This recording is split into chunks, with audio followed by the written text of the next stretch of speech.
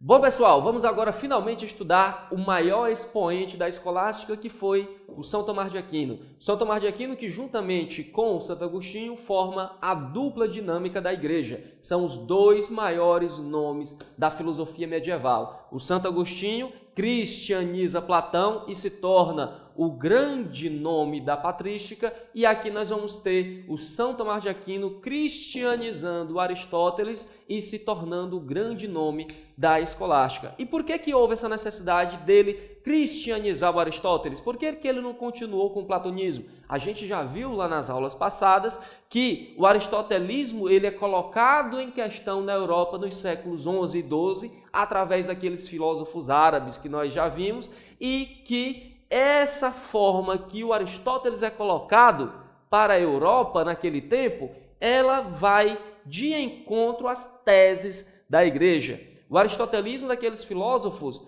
combatia o que a Igreja dizia, e aí a Igreja precisava de alguém para passar o pente fino na filosofia do Aristóteles e mostrar que o aristotelismo ele não estava em desacordo com a fé cristã, ele não estava em desacordo com a doutrina católica, mas o aristotelismo era um importante instrumento para que nós pudéssemos entender mais ainda a fé, e com isso se tornava um instrumento para que nós pudéssemos compreender a revelação divina, a revelação que está no Evangelho, nas Sagradas Escrituras. E quando São Tomás de Aquino faz isso, pessoal, ele praticamente diz o seguinte: olha, esqueçam esse aristotelismo trazido por esses árabes.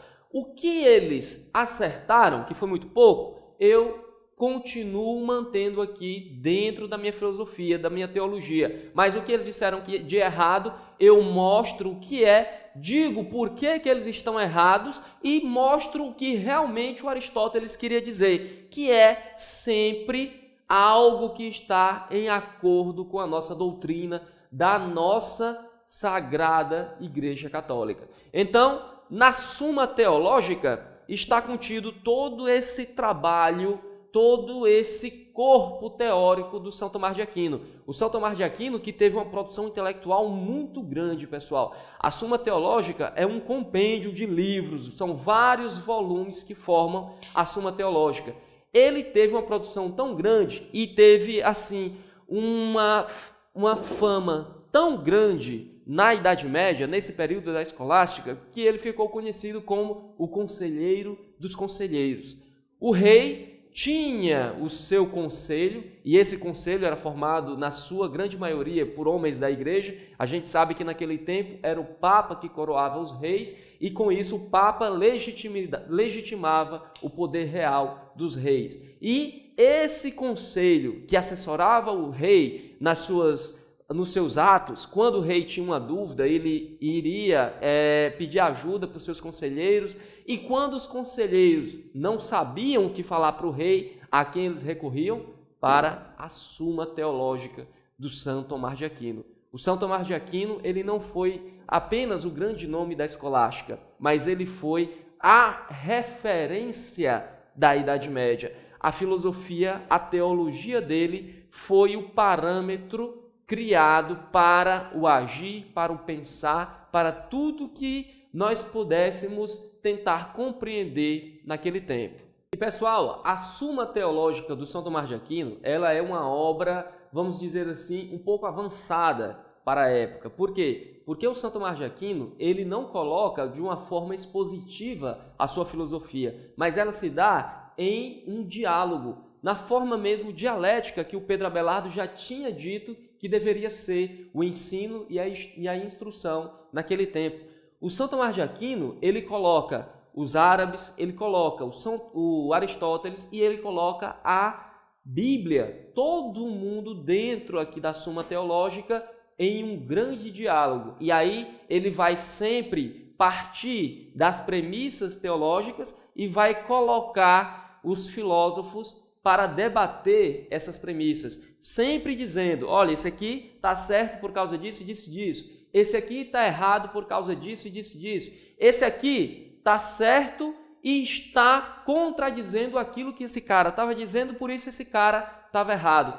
É um grande diálogo, pessoal, sempre tendo por meta colocar, revelar a verdade para as pessoas. E o São Tomás de Aquino, dentro desse seu grande empreendimento, ele vai ter um lema diferente do lema que era imposto pela igreja durante muito tempo, que era crer para entender. A gente já tinha visto lá com Santo Agostinho que o Santo Agostinho considera a fé como uma substância de vida e substância de pensamento. Por isso que para o Santo Agostinho eu tenho que crer para entender. Aqui para o São Tomás, ele já dá uma valorizada na razão e ele diz que nós temos que entender para crer. Não é que sem entender a gente não vai crer, mas entendendo nós reforçamos mais ainda a nossa fé. E como é que se dá a relação entre fé e razão, entre filosofia e teologia no pensamento de São Tomás de Aquino? Já que ele valoriza a razão, ele coloca a filosofia no mesmo patamar da teologia? Vamos ver aqui. Ele diz que para nós entendermos o homem e o mundo, nós temos que primeiramente nos voltarmos para Deus. O objeto de investigação, seja da filosofia ou da teologia, tem que ser Deus. Nós devemos nos voltar para as revelações divinas contidas lá na Sagrada Escritura, para daí nós podermos compreender o homem, compreender Deus. A razão, pessoal, por mais que ela seja valorizada aqui no pensamento do São Tomás de Aquino, mas ela não tem todo esse poder de conhecer as coisas. A razão, ela prepara a gente para a fé. A gente tem que entender para crer, mas o objetivo é crer, porque crendo nós vamos compreender melhor o homem e o mundo. E aí, filosofia e teologia são diferentes, porque a filosofia ela vai nos dar um conhecimento imperfeito sobre as coisas, e a teologia ela vai trazer a revelação, ela vai trazer um esclarecimento sobre esse conhecimento. E aí nós vamos ter realmente um conhecimento certo e seguro sobre as coisas. Não adianta a gente se voltar para o homem, para o mundo, através da investigação filosófica, sem o esclarecimento da teologia. E por que isso? Porque o São Tomás de Aquino entende que a fé melhora a razão. A razão, ela pode até ter um conhecimento sobre as coisas, sobre o mundo, sobre o homem, mas é um conhecimento imperfeito. Só melhorada pela fé, aperfeiçoada pela fé, é que a razão pode ter um conhecimento mais seguro sobre as coisas. A graça, ela aperfeiçoa a natureza. Não adianta a gente querer entender as coisas sem nos permitirmos sermos aperfeiçoados pela graça. A nossa natureza racional, ela só age de uma forma melhor se nós deixarmos a fé conduzir a nossa vida, se nós deixarmos a fé e a revelação melhorar a nossa racionalidade. Daí, pessoal, a gente pode até ter duas consequências. Primeiro, de que a teologia corrige a filosofia e que a filosofia tem uma certa autonomia. A filosofia, ela pode conhecer as coisas, só que esse conhecimento é um conhecimento imperfeito. Ele só vai ser melhorado quando ela se permitir ser corrigida, ser retificada pela teologia. E aí o São Tomás de Aquino está dizendo, são incompatíveis fé e razão? Não. São conciliáveis, são totalmente conciliáveis fé e razão. E a filosofia, dentro dessa relação, ela vai auxiliar a teologia no esclarecimento da revelação, no esclarecimento das coisas. É essa relação que o São Tomás de Aquino coloca entre a filosofia e a teologia. Filosofia tem autonomia? Tem, mas ela não conhece bem as coisas porque ela produz um conhecimento imperfeito. Só depois de corrigida pela graça, de corrigida pela fé, é que a filosofia pode conhecer bem as coisas e aí também a filosofia vai auxiliar na interpretação da revelação, na interpretação das Sagradas Escrituras. E o ponto de partida para que nós possamos fazer esse diálogo, essa conciliação entre fé e razão, são as verdades racionais. E aqui o São Tomás ele foi até um pouco mal interpretado por alguns padres, por alguns teólogos da Idade Média, porque eles diziam que o Santo Agostinho, o Santo Tomás de Aquino, estava valorizando demais a razão e tendo como ponto de partida a razão, ele estava colocando a fé sob suspeita. O Santo Tomás de Aquino, ele estava dizendo basicamente o seguinte: pessoal, nós temos que partir das verdades racionais, porque é a razão que nos une.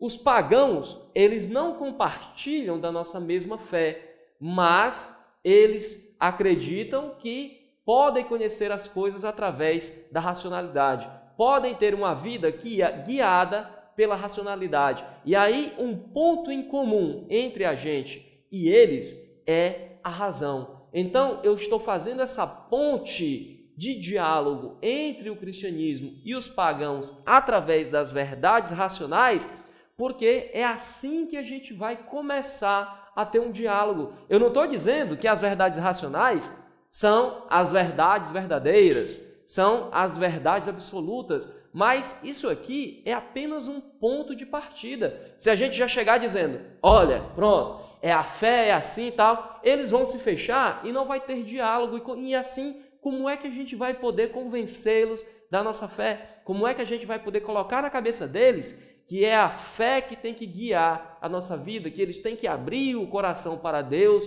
para Jesus Cristo, para o Evangelho, para que o Evangelho penetre na sua alma e conduza a sua vida. Se nós chegarmos já batendo o pé nos peitos deles aí, querendo fazer com que eles engulam as verdades da teologia, não vai haver diálogo. Mas quando a gente já acha esse ponto em comum entre nós e eles, aí sim dá para a gente começar a conversar e com isso tentar convencê-los.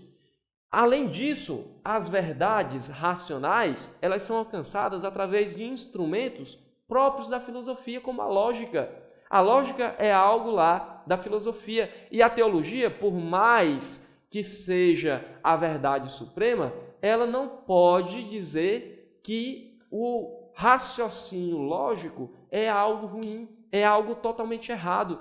Porque se nós aplicarmos até esse instrumento de chegar ao conhecimento verdadeiro que a filosofia tem, que é a lógica, nós poderemos construir até uma teologia segura. Esse é o ponto de intersecção entre a filosofia e a teologia. E aqui é a ponte que nós podemos criar para termos um mínimo de conversa possível com os pagãos. A filosofia tem a sua autonomia, tem os seus pontos positivos, tem as suas verdades? Tem, mas é a teologia que tem a palavra final. E assim, a filosofia ela vai servir à teologia. A filosofia ela está abaixo, como um instrumento de auxílio para a teologia. Não se preocupem, meus colegas, dizia praticamente o São Tomás de Aquino, que eu não estou colocando a filosofia acima da teologia. Eu só estou colocando cada um no seu devido lugar e, com isso, fundamentando melhor a teologia.